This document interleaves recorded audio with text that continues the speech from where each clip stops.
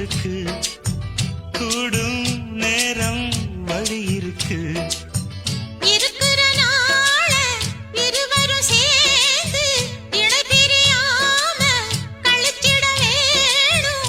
ஏதோ ஏதோ சொல்லத் தோணும். அட உன்னோட உன்னான மூணாகும். அது இப்போதும் எப்போதும் தேனாகும். பள்ளிக்கூடம் போகலாமா, அதுக்கு புத்தகத்தை வாங்கலாமா?